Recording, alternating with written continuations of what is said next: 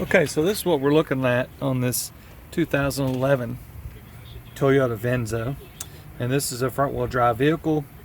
Now, I had the hub bearings installed at a local shop, and they charge about 80 bucks a piece to do the labor, no parts. So that's high, I understand, but these suckers are a pain in the butt to change, and I went ahead and had that done. Now, one of the things that I could tell about this hub and it being bad was when I pulled it apart, you could tell the darkened area here, and some of the lubricant from the CV axle is weeping through the joint where it connects there. The other side didn't have any of that, but this side, you could tell it had got quite a bit better temperature out of that situation. So the way I did this is I just unbolted those bolts on the lower ball joint there. I just unbolted these bolts here, I guess you could see them, and took that whole assembly off, removed the dust cover, took everything off of it, okay? ABS sensor, all of it. So the way it's going back together, it's going back together the same way it came apart. I'm going to lube this guy up and put him in here, put my nut hand tight because I'm not going to torque it until I'm able to stabilize this hub, okay? You don't want to put all that torque and make the transmission hold it. So I'm going to take you along step by step here going back together. It's not that big of a deal. It's a pretty simple job. I've got Loctite on these two bolts that hold the hub assembly, spindle assembly to the strut. So those are the only ones that require the locking compound. You can put locking compound on other things if you like the brake bolts and things like that. Those are 17 millimeters. I think the nut is 32. The big one is 32 millimeters. And I think these are 22 millimeters, these big nuts. So let me get to the next step and y'all can have a look and see what's going on. Okay, so I've got it started going in there. Okay, and so we're not having a problem with this boot hitting anything, and that's something you always have to be careful. If that boot's going to hit, you need to put something in between here. But basically, we're just going to line this up.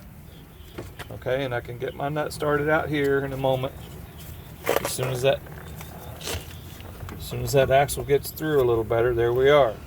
So I'll get that started, and I'll jostle this around. It takes two hands, obviously, to get this little guy to line up, but it moves easily and it's not in that bad a shape. Now this is a good time to inspect your bushing. Do you see that bushing right there? It's okay. It's got a crack, but it's not all busted loose on all sides. It'll be all right. But this is a good time to inspect your inner CV joint bushing, your tie rod, your sway bar, your tie rod in, your inner tie rod. Feels pretty good. And when you check this inner tie rod, you don't check it with it laying down like this. It's different. You got to check it in the range that it's used at. All right? It needs to be pretty level. But you can usually feel just a tiny fraction of a movement in it. It's no big deal. Let me get it to the next step here and we'll have a look. Okay, so I've got it coming along nicely. And this dust shield, you just kind of have to pop it off. It warps it a little bit. I think these get bent a little bit right here and right there because it's kind of tight, but it comes off. And just make sure that after you put your brake rotor and everything on and you spin it, it doesn't make contact. If it does, it may be warped a little bit. You just bend it back. And I always put the tie rod on last. The reason why is because these two bolts here for the brake caliper, the 17 millimeter, they're a lot easier to get to when you can push this back. You can get them with the impact on the backside there. So I'm going to get this rotor on, and I do have new brake pads for this, even though it doesn't really need it, but we're going to freshen up all the brake pads on this, and I'm going to check my pins.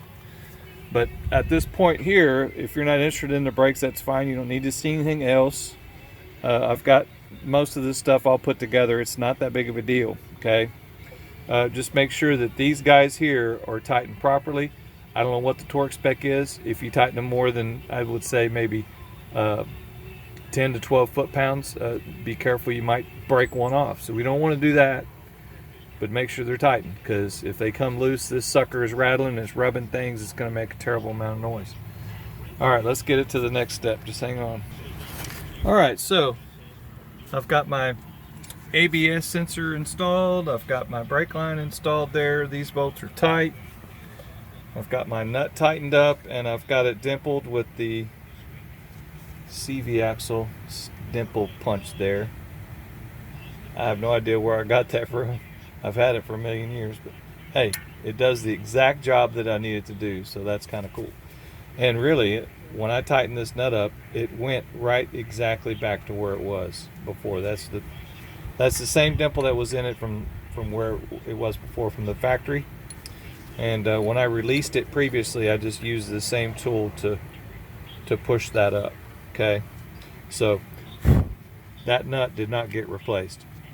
And I'm going to wrap this up right here. I'm just going to finish doing this brakes and stuff, which is no big deal. There's plenty of those out there, and really this is just notes. This is not a step-by-step deal. This is just to show folks how things go, and just a bit of the process. So I hope this helps someone. Have a good day.